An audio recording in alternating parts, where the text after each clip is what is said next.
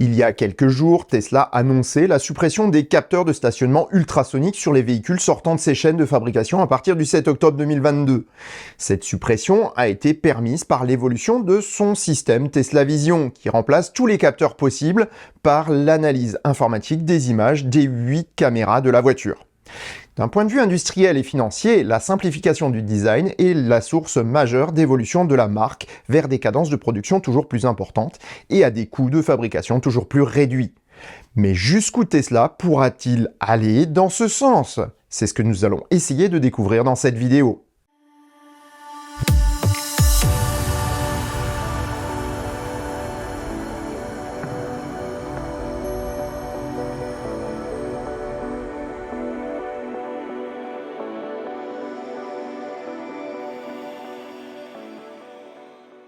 On parle beaucoup ces derniers temps de cette affaire d'autopilote et de FSD uniquement basée sur les caméras des Tesla.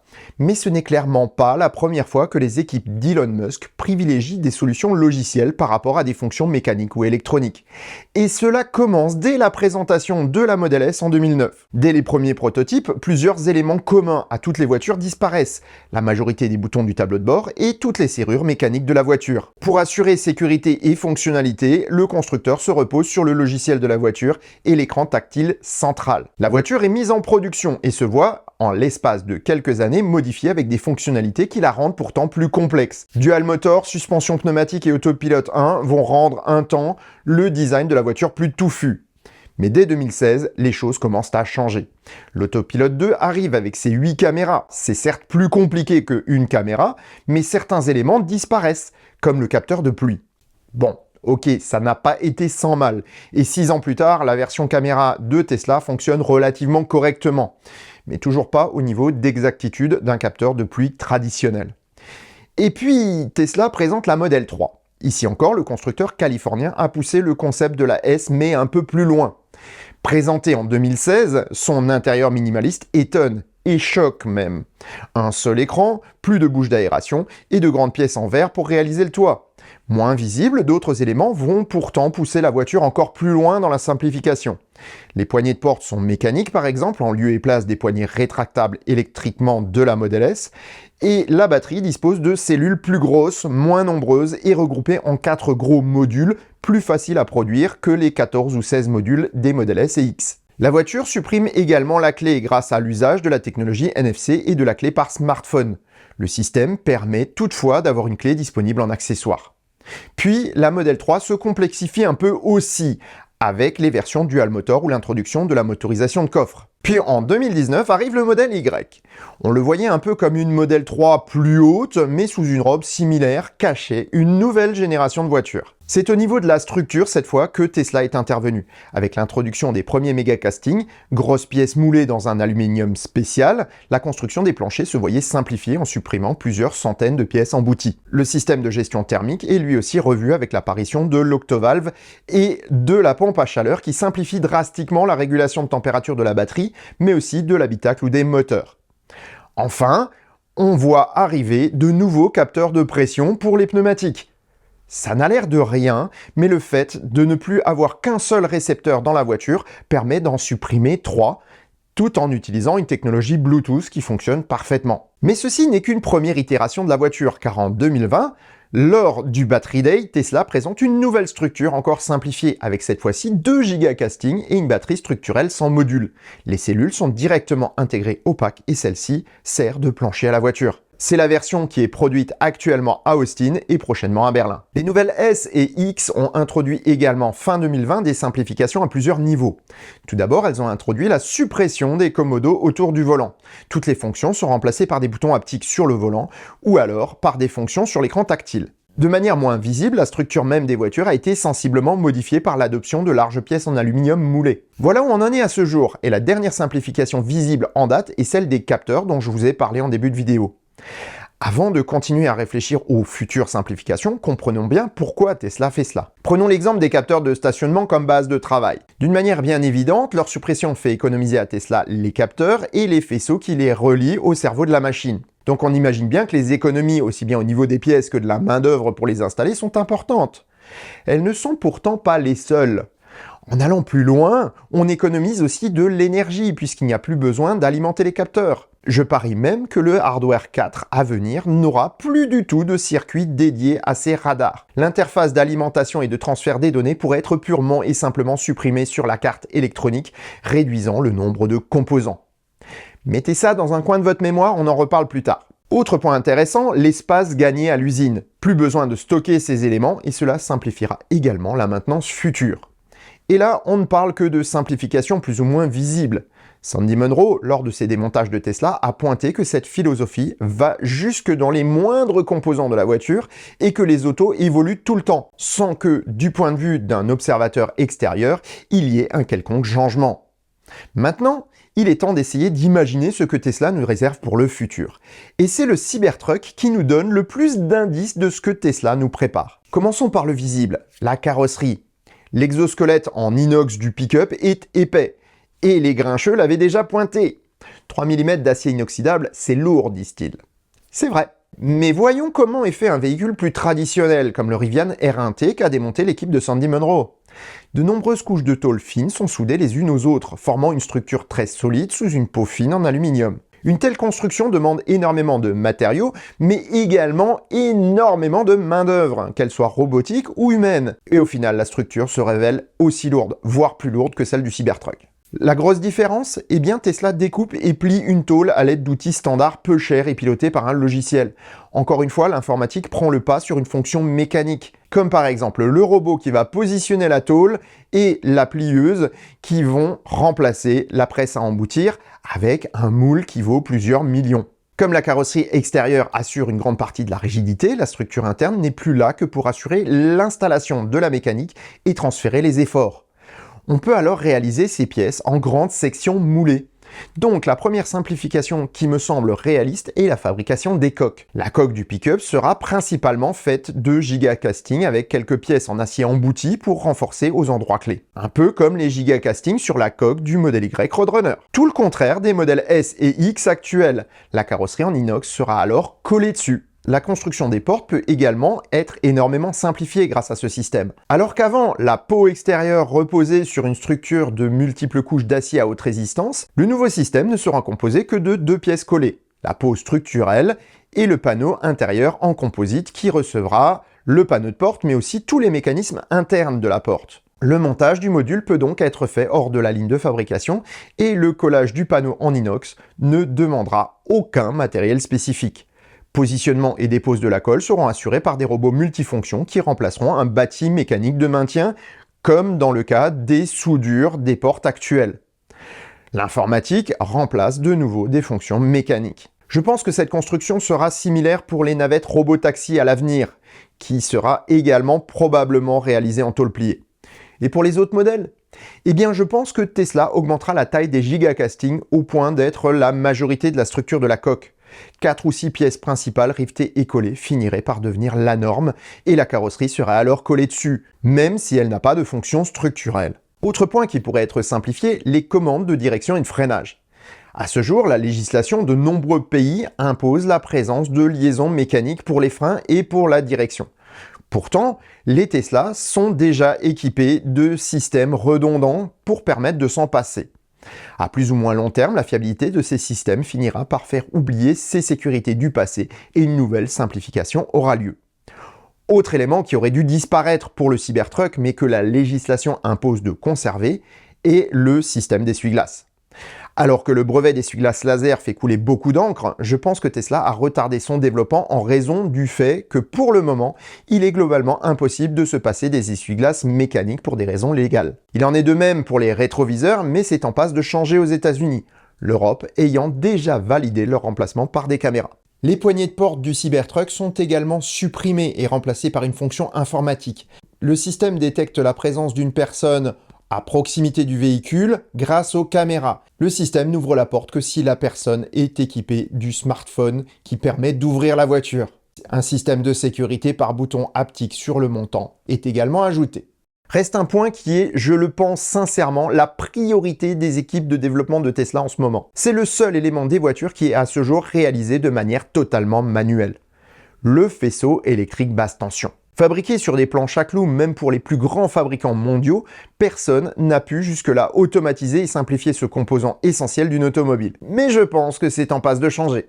Tesla avait présenté il y a quelques années un système de faisceaux rigide, facile à produire et à poser de manière automatisée. Le brevet ne présente que les grandes lignes du projet, mais voici comment cela pourrait fonctionner. Dès les années 60, l'informatique a eu recours à une nouvelle manière de connecter deux composants électriques au moyen de rubans plastiques équipés de pistes conductrices. C'est bien plus facile et prenait moins de place que les traditionnels câbles. Dans l'automobile, la longueur des fils et la puissance nécessaire aux différents éléments nécessitaient pourtant de conserver l'ancien système. D'autant plus qu'une main-d'œuvre à bas prix permettait de produire ces faisceaux bon marché. Ainsi, d'abord réalisés dans les régions les plus défavorisées d'Europe de l'Ouest, puis de l'Est, puis en Ukraine, la production est aujourd'hui centralisée au Maroc pour nos constructeurs européens. Pourtant, une Tesla, c'est un ordinateur sur roue, nous dit-on. Eh bien, autant que le câblage soit aussi celui d'un bon ordinateur. Si on regarde la connectique d'un MacBook, même lorsqu'il y a un élément qui demande de la puissance, les faisceaux électriques sont faits de bandes rigides similaires à des rubans comportant des bandes conductrices. La trame principale du faisceau pourrait ainsi être monobloc dans la voiture et serait posée d'une pièce dans la coque, avant d'être maintenue en place par des clips intégrés au faisceau, ou à la coque. Les faisceaux des sous-ensembles de portes, haillons ou autres parties mobiles seraient branchés sur le réseau principal au moment de l'assemblage final. Ils pourraient donc être intégrés dès la production de l'élément. Mieux, les clips de fixation de certains éléments, comme le bac de Frunk, pourraient intégrer directement les connexions de la lampe et du bouton d'ouverture d'urgence par exemple, assurant ainsi deux fonctions pour une même pièce. Les panneaux de porte pourraient comporter également directement les boutons haptiques pour les lève-vitres et le faisceau électrique serait moulé dans la pièce elle-même. Il n'y aurait plus qu'à la relier au faisceau principal. J'en entends déjà objecter que si le faisceau ne fonctionne pas ou casse, on devra changer tout le panneau. Certes, c'est vrai. Mais nul doute qu'il sera bien plus résistant comme ça que dans une tresse de câble qui se tord et peut subir moultes agressions comme aujourd'hui. De plus, pour la production, il faudrait pouvoir contrôler que les faisceaux fonctionnent bien avant d'installer les pièces. Les équipes d'Elon Musk ont démontré leur maîtrise du contrôle à grande vitesse des cartes électroniques, et donc de ce genre de système intégré dans un panneau, même si ce n'est pas chez Tesla. SpaceX utilise en effet des cartes informatiques du commerce, là où les autres acteurs en font fabriquer spécialement. Même en ne gardant que les cartes irréprochables, soit un petit pourcentage de celles achetées, cela coûte toujours infiniment moins cher que de se servir chez les producteurs certifiés astronautiques. La technologie existe donc et nul doute que Tesla va la mettre à sa sauce. Produire les éléments d'intérieur avec le faisceau intégré pourra se faire et une machine automatique pourra valider le bon fonctionnement de celle-ci avant de l'envoyer sur la chaîne d'assemblage finale. Voilà ce qui est prévisible à ce jour, en tout cas ce qui peut être évident, mais je suis certain de ne pas avoir pensé à tout ce qui était possible. Si vous avez des idées, n'hésitez pas à les mettre en commentaire. Reste à conclure cette vidéo en répondant à une question qui vous semblera peut-être simple d'un prime abord, mais qui s'avère plus complexe qu'elle n'en a l'air. Pourquoi Tesla est-il tellement obnubilé par cette simplification? La réponse simple, ou plus exactement simpliste, qui aurait toute sa place au café du commerce est « bah pour gagner plus d'argent ». Attention, j'ai dit simpliste, pas inexact. Une entreprise se doit d'essayer honnêtement de gagner autant d'argent que possible pour assurer sa croissance et son avenir. C'est la quintessence même de la notion d'entreprise. Pour y arriver, elle doit générer une marge importante, et réduire les coûts de production va bien dans ce sens. Toutefois, il existe un second moyen de gagner plus d'argent. Vendre plus de produits. Et pour en vendre plus, il faut en produire plus. Monsieur de la Palisse n'aurait pas dit mieux. Si produire plus simple permet de produire plus, et moins cher que les concurrents, dans un contexte de pénurie de certains composants, l'avantage concurrentiel est énorme. Tandis que des usines automobiles de par le monde réduisent leur production ou ferment carrément pendant un temps, Tesla continue à augmenter les cadences sans souci. Remplacer des composants électroniques ou des appareils coûteux, complexes à produire par des bouts de programme immatériels ne demandant que de l'intelligence humaine pour être opérationnels, relève simplement du génie. Désolé pour les Tesla haters, mais c'est littéralement ça. Ici, on touche du doigt l'énorme atout de Tesla par rapport au reste de l'industrie automobile. Ces équipes de développement logiciel sont des groupes de geeks pour qui relever ce type de défi est un art de vivre. Ok, certaines fonctions ne sont pas optimales avec l'usage des caméras uniquement, comme le passage code phare ou le capteur de pluie. Mais si on y réfléchit, sans cela, Tesla n'aurait tout simplement pas pu produire ses voitures au pire moment de la pénurie de composants. Qu'est-ce que je vais devenir, moi? pas. Eh ben, un piéton. En clair, c'est bien parce que Tesla est obnubilé par la simplification et les pièces à usage multiple que l'entreprise existe encore, et donc que ses clients peuvent être livrés aujourd'hui, tandis que certains attendent bien plus longtemps chez les constructeurs traditionnels. Et encore, dans certains cas, ils ne sont tout simplement pas livrés. À force de voir le verre à moitié vide et de profiter tous les jours d'une auto électrique performante et agréable, nous autres propriétaires de Tesla finissons par être blasés et critiques à outrance. On dit bien souvent que résoudre notre plus grand problème fait passer notre second grand problème à la première place. Je pense que cela s'illustre parfaitement avec la situation des conducteurs Tesla, moi compris. On oublie souvent que le petit truc qui agace n'est qu'une broutille en comparaison du fait de ne pas avoir de voiture du tout. Et sur ces bonnes paroles, je vous souhaite bonne route et vous dis à bientôt pour un prochain épisode du Choucroute Garage. Portez-vous bien. Ciao. Enfin, pas tout à fait ciao. Alors, pour ceux qui sont restés jusqu'au bout et qui ont... Voilà. Je vais vous spoiler un truc. Alors, c'était pas du tout prévu, c'est vraiment l'impulsion du moment. Dans l'épisode de mardi, donc dans l'éclair d'info de mardi, je vous ai dit que tout était prêt pour la semaine prochaine. C'est vrai, tout est prêt. Et j'ai tout foutu à la poubelle. Pourquoi? Parce que je vais changer encore une fois un petit quelque chose. Et je me suis dit que, en fait, aujourd'hui, je vous fais des éclairs d'info avec 3, 4, 5 articles, 5 sujets, mais malheureusement, je peux pas mettre en avant chaque sujet. Et dans le titre, j'avais la solution de vous mettre tous les titres l'un après l'autre, mais du coup, ça devient touffu, compliqué. Pour les miniatures, c'est pareil. Et actuellement, avec mon ami Vincent, graphiste, et créateur de mon site web, que je remercie ici, on est en train de créer en fait une standardisation de pas mal de choses, et donc qui vont me faire gagner du temps, qui vont me permettre, par exemple, très très rapidement, finalement, de découper les éclairs d'infos en 4, 5 vidéos. Vous voyez où je veux en venir? Eh bien, en fait, à partir du moment où je serai prêt, je pense que ça va pas tarder, je vais non plus faire un éclair d'info le mardi à midi, mais tous les jours de la semaine, du lundi au vendredi, vous aurez droit à un éclair d'info à midi.